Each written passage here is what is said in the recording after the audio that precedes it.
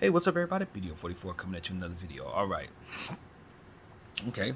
We want to talk about the draft in regards to the LA Lakers. I only got about 28 minutes and 37 seconds to talk because the other video is uploading. And of course, I never create space like I should, but that should give me enough time to get into what it is that I see here. Lakers. I'm not mad. I'm not even, there's a side of me that is livid, but it's balanced to understand that the word of the night is called discipline. And we spoke of this scenario that could be possible, and we said that a lot of teams, including ourselves, may have to make a hard, tough decision to either let the guy who slides slide or take the guy that we're likely targeting, who we've been studying, who we probably know, who we probably gave a guarantee to, who's probably worked into our equation mathematically with our books and everything. Sometimes you got to stay disciplined, and sometimes you got to deviate from the plan. And to be honest with you, tonight was one of those nights where I was on the fence about what to do. Either way. And this is what I told myself before we made the pick. If we don't take Cam Whitmore, it had better be Hood Schifino.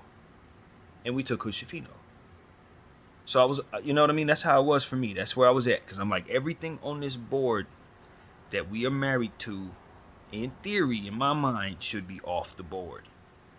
And now you either taking the guy who slipped or the guard who's left. We knew we would get one of them guards. We just didn't know which guard we'd get. Keontae George, Kobe Buffkin, Hawkins, Grady, Jet Howard, I didn't think would be off the board. I figured he would be one of the ones in the mix. Cason Wallace. We knew we were going to get one of them dudes. But we didn't know who else would be sliding with him. Maybe Derek Lively, maybe Taylor Hendrick, maybe Koulibaly. A lot of names were slipping around. We just didn't know. We did not think it would be no damn Cam Whitmore. We did not think it would be Cam Whitmore. Now, here's the problem. I've used a lot of different logic over the years in regards to this channel. I've seen things a lot of different ways. Sometimes I would have otherwise contradict things that I'm about to say right now, but it is what it is. I'm not really sure if we don't bring in Cam Whitmore and then have problems with the players we're trying to retain because he doesn't fit. This is the only reason why I was cool in my head after I heard the name Hood Schifino. I was like, I gotta see both sides of this, because the discipline side of me says we need a point guard for everything we got going on. Hood Schifino's a 6'5" point guard who has toughness to him, has the ability to do a lot of the things we need him to do, has the ability to elevate himself from where he's at. A lot of people liked him better than 17. So all these things are in my head. And as I said to you guys earlier, Hood Schifino, I think, is about as fair value as possible when you consider where a guy's supposed to go versus where we're at 17. He is the 17th best overall prospect in this draft for the most part. He really is. Ghana got him at 17, no lower than that. In a lot of cases. So, from the jump, when we first saw the mock draft 2-3 months ago, they had us taking Hood Schifino. So I know our team probably been looking at him for that long.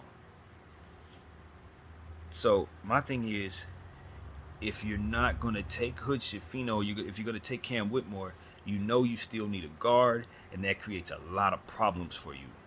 Because now you got to figure out the Chris Paul aspect of things. He looks like he may actually be staying in Golden State. They sound like they want to do that.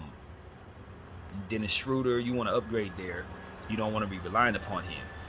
D'Angelo Russell, we're obviously signing him with the intention of moving on from him.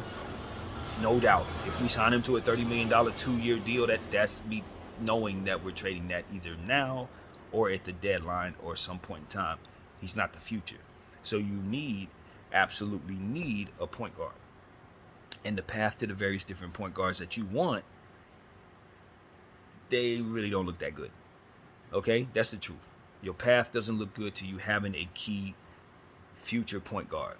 And you need to solidify that, because you haven't had that, and it's been a problem for us. So it's like, that's discipline. That's knowing who you are and knowing what you need. And then a super athlete who probably has top 5 upside falls to you but has bad medicals, I guess is what you could say, and everybody around you is watching him free fall. and your guy is right there for the taking. Now, if you're like me and you're a cowboy at heart, you're gonna take Cam Whitmore and then you're going to shop him around. Problem is, your Hood Schifino piece you let slide, and now he's probably going to Golden State or Heat or Rockets, and you're never gonna pry him away from the dudes. And what you're now gonna have is Cam Whitmore, who does the same thing Bron does, the same thing Rui does, and he's gonna have to be paid in a couple years. His development ain't gonna get started off properly because he does what those guys do, and they're already in system. Not to mention that he's just like Rui in the sense that he ain't looking to pass the ball at all. He is a one tunnel way going my way, and sometimes he forces the issue in ways that don't make sense for the common era, which is why I didn't want him to go to Detroit where he was first to be mocked. I said no. I would rather them put someone else there because I didn't think he fit. I don't think he fits with the Lakers. I think you bring him in and you immediately realize that his value is going to decrease based on him being in your system and probably not being able to get the most out of him. Thing is it really decreasing from the 17th overall pick when he's supposed to be 5? No, what he actually ends up being is a super player on your team, making you super deep at a rookie contract for the next several years, who probably can play the small forward, as to which you probably end up starting him eventually. And with AD and Bron being out all the time, he would keep you afloat offensively so long as his development goes well. Problem is, he ain't making nobody better. Neither is Rui, and you didn't get a point guard. So it's like you need Bron and Austin to be on the floor to facilitate, so that what it is that you've done by bringing in this young rookie who has chief mindset, because he's definitely supposed to be a top 5 guy, and he fails, so you're going to want to have something to prove.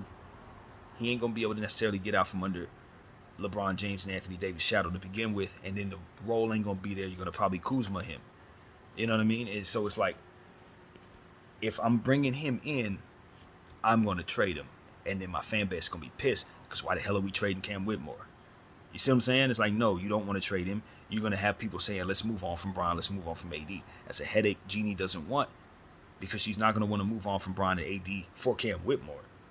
He good. He ain't that good. You see what I'm saying? So it's like, he can be Bron's successor, but do you really want to step on Bron's toes, have a team that don't fit, not be able to get the most out of this dude, and not have your point guard situation straightened out, as to which you're overpaying to keep D'Angelo Russell? You don't think he stay healthy. All these different things tumble forward because you didn't take a point guard when you should have in your draft. Because I had all of this in my head, I was at peace with us taking Hood Schifino, because at the end of the day, we need to do things correctly. And the last time we did stuff like that, we ended up with 2021's roster. That's exactly what happened. We ended up taking a discount, bringing us something that didn't fit, and it was trash. And we couldn't get the most for it when we tried to retrade it, and we never got to pick the value for it. What we ended up doing was bringing ourselves a guy who had won 6th Man of the Year and ultimately made it so that he was a bench player when we ended up using him. That's Montrezl Harrell. Brought him here, he was great. He's supposed to be the next Dennis Rodman. When he left here, he was a role player that we couldn't hardly do nothing with. So that is what you don't let happen to Cam Whitmore, a rookie who likely has already some things going wrong if he dropped this fall. Probably not the right place for his value to stop falling. That's the problem. So I can argue that taking Cam Whitmore in a nutshell for the Lakers is probably the only thing they should have been doing. But when you look and you zoom in at what the Lakers are actually looking at, you realize that they needed a point guard, particularly a big point guard, particularly a young big point guard of the future, more than they needed Cam Whitmore, which is kind of crazy to me when you consider what he's worth, what he should be worth, what he will be worth when this draft is over and he can get on the floor and probably remind people he's not like, that's not what he should have even happened. But if there's for some reason we find out there's something else going on, then you're glad you skipped on him. And I think it is also the falling knife theory. You guys follow stock in any way, you know what I'm talking about. If something is falling and decreasing in value, you may want to buy it, but you want to make sure it's hit the ground first. The last thing you want to do is take a guy like Cam Whitmore at 17. If his value falls all the way to 40, you never know that because you stopped the knife from falling. And you paid for it twice more than you should have. That's not what you want to do. And I think that was part of why you had so many people letting him fall, because they're like, well, I don't know where he's going to fall to. but I ain't gonna be the one that catches the falling knife. You know what I'm saying? Especially if I got another pick in the second round, how I know he ain't gonna be there? I ain't gonna let him fall past me at 47. You feel me? But if he falls that far, I would have made a good decision not taking him at 17. And so that part was part of the discipline aspect of why the Lakers don't take Cam Whitmore, because you just don't know if you can't necessarily get him at 40, depending on if people keep passing on him, especially when you see teams with multiple picks pass on the dude. Jazz had multiple picks, they passed on him. Magic had multiple picks and passed on him. So it's like, whatever's wrong with this dude, maybe it's bad enough for me to be able to get lucky and catch him later. And I think the Lakers might have thought that, or might have just been cool. You know what I mean? Just automatically like, nah, the risk is not worth it for them.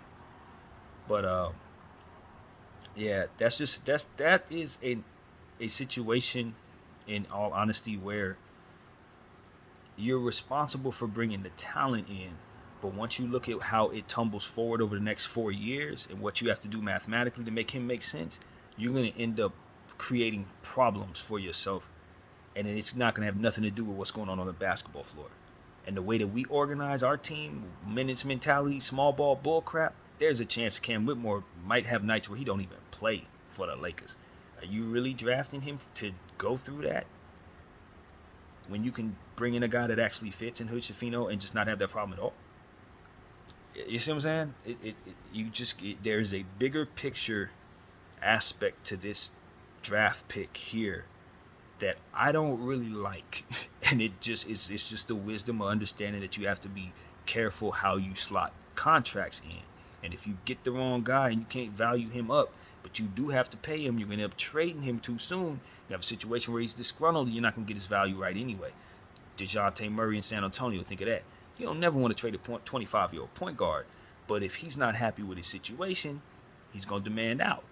And so, luckily enough, they were able to get good value for him, got picks for him, but you don't want to find yourself in a situation with Cam Whitmore. He trying to do what Rui do, and they both trying to live up to what Bron do, and they never going to reach Bron's stat, and it just becomes a situation where you can already see that could potentially be an environment you created where static is possible. Don't let it be. In LA, where the lights are bright and everybody's anxiety arena, nah, you don't want nothing to do with anything that has to do with a problem created by way of us slotting talent together that don't fit, that ultimately do the same stuff. So that is why I'm okay with us taking Hood-Schifino. You had to be us, though. You had to be in our position to make that make sense, in my humble opinion. Not all of them teams should have been passing on Cam Whitmore. Absolutely not.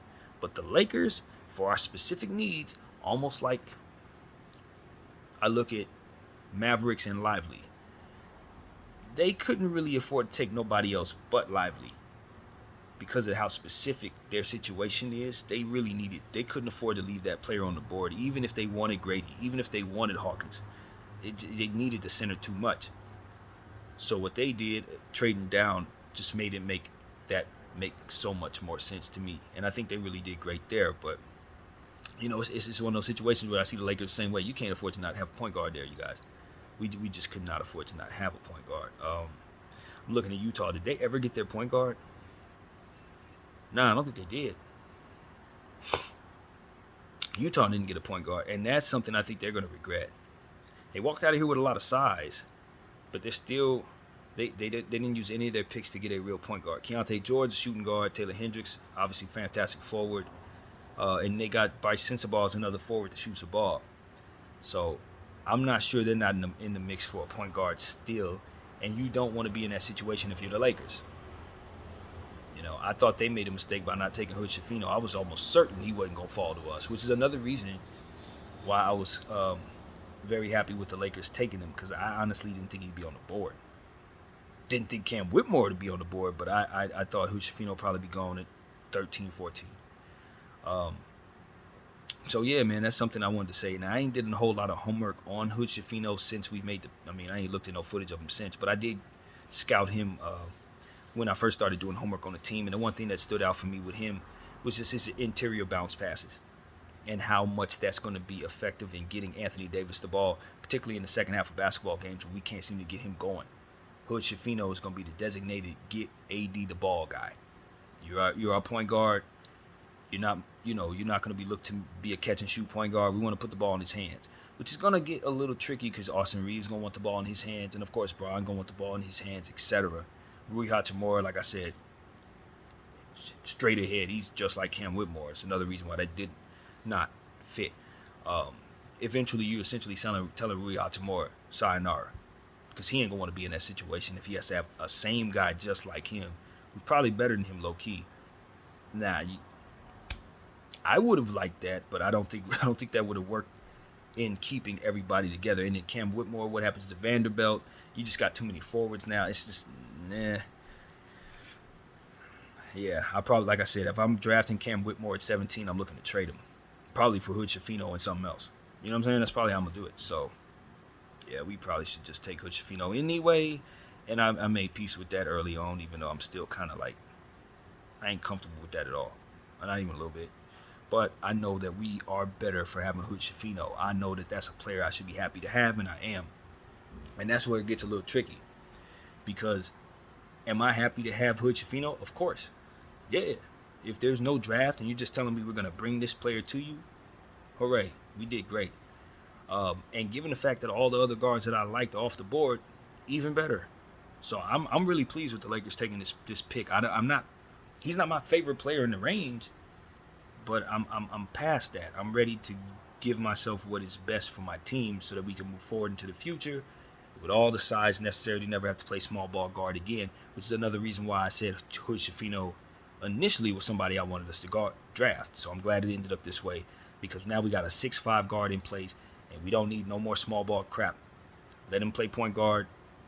Please, coach, let him play that. So yeah, good job, Lakers. I give us I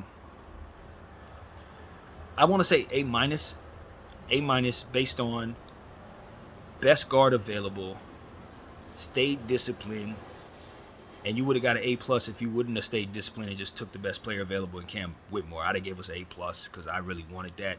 But then in the grand scheme of thing, I know for the numbers, I probably shouldn't have wanted that. But see, I'm one of those people that will move on from LeBron James in a hot second because I just think it's time to do that anyway.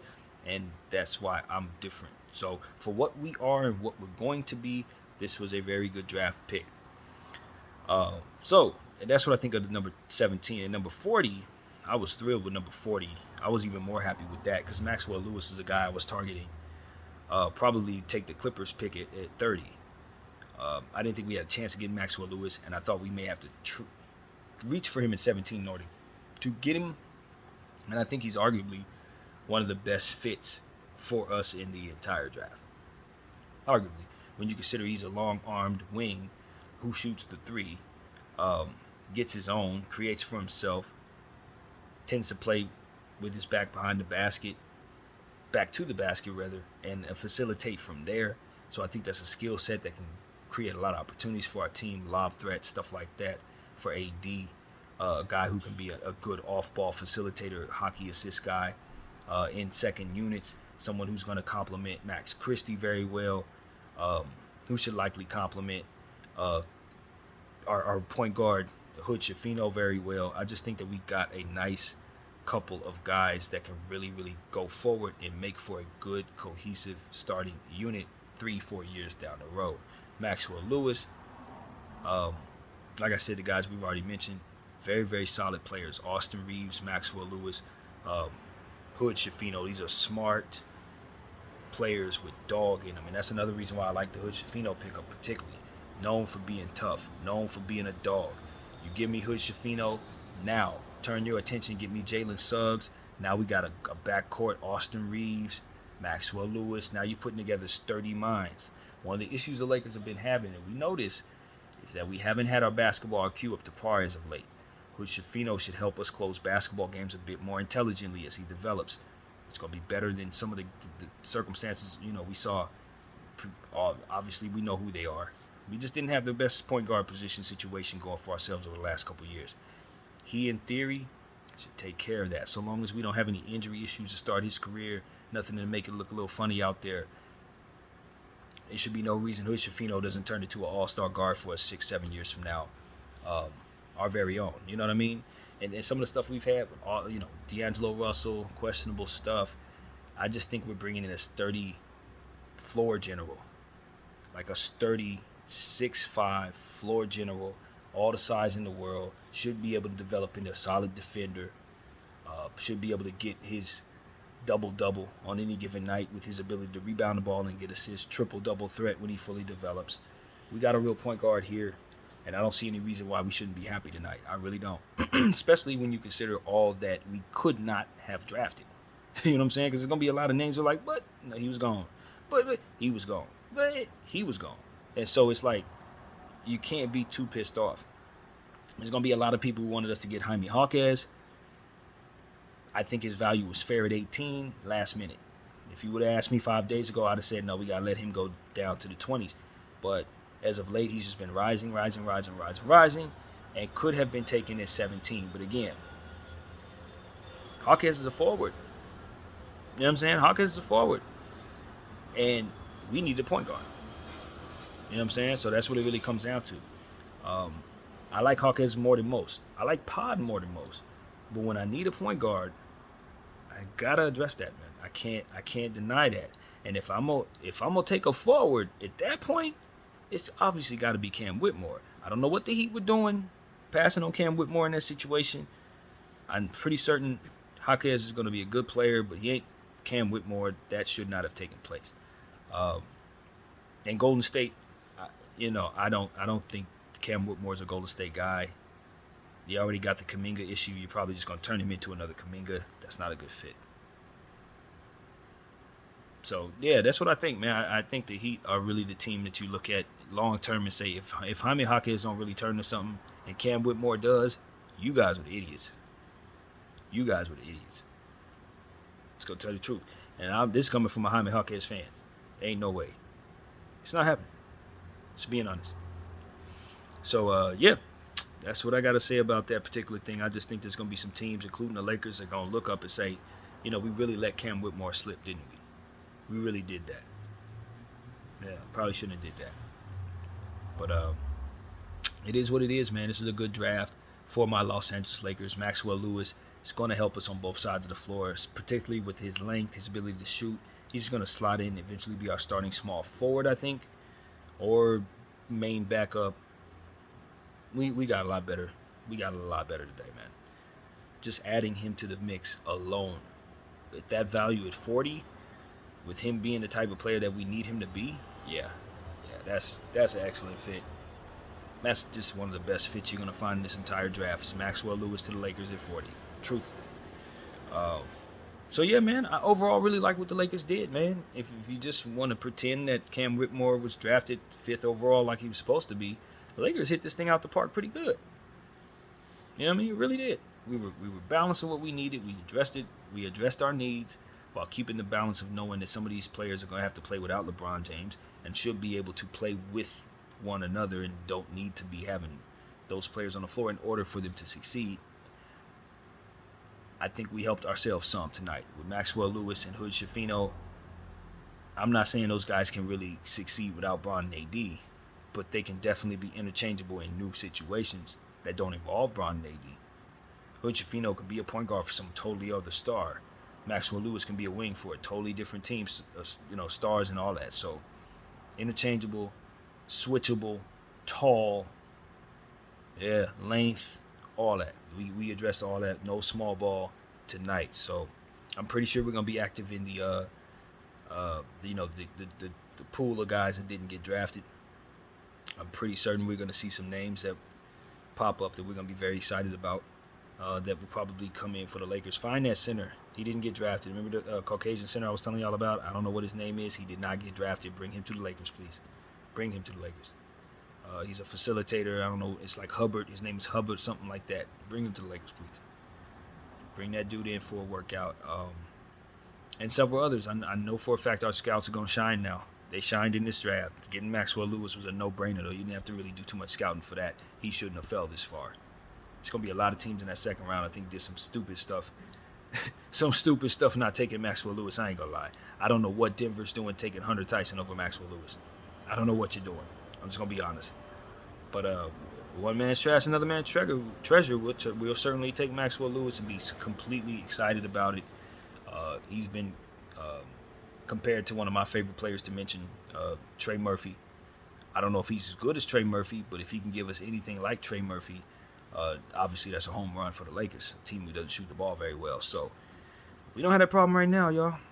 I'm going to tell y'all, we don't have that problem right now. So long as we bring back everybody, now that we got Maxwell Lewis in place, that's a real shooter.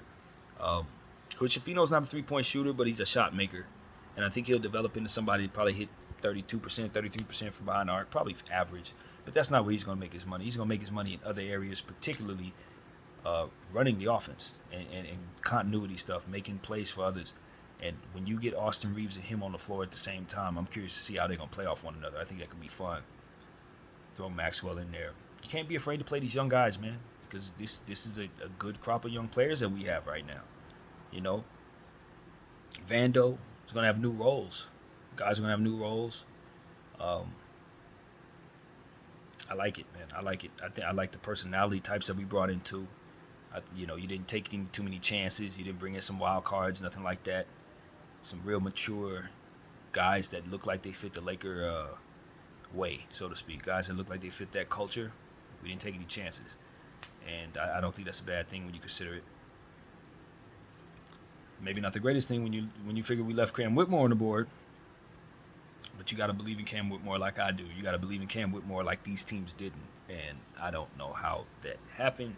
But now that he's a Rocket, I don't know what's going to save the league, man. I don't know what's going to save the league. It's going to take some time for those guys to develop. But if they develop into what it is they're supposed to be, ain't nobody going to be winning too many games against them. Not even Wembanyama, believe it or not. Not even Wembanyama. That team is a little too loaded. They stumbled on so much talent. And it's just gonna be curious to see if they ruin it. That's the only hope the NBA has, is if the Rockets ruin this. All these teams like the Suns who are trying to build super teams, the Rockets actually have one. That's what a real super team looks like in 2023. They just got to develop into what it is they're gonna be. But that's what a real super team looks like. You develop your own talent. You bring all that stuff to you. You have all their bird rights. Y'all don't even understand. Just give it about 3 years. You'll see what I'm talking about. About 3 years. But in the meantime, the Lakers, we're giving our one last hurrah at this win now timeline, and I don't think we hurt ourselves at all. I think we could have did a little more. We could have took some more chances, but when you talk about just trying to play it safe, finish this LeBron thing the right way, respect AD and all these guys, make sure they get their touches, make sure everything fits around them, make sure they're all happy, make sure it's catered to them being pleased. That's what we did. We made sure that it was catered to them being pleased, and that's called being disciplined. That's called being focused. So I can't really complain about that. But I can tell you I've run out of time, and that's pretty much all I got to say about the Lakers draft this evening. I like it. BDL 44. I thank you all for watching. I'm out.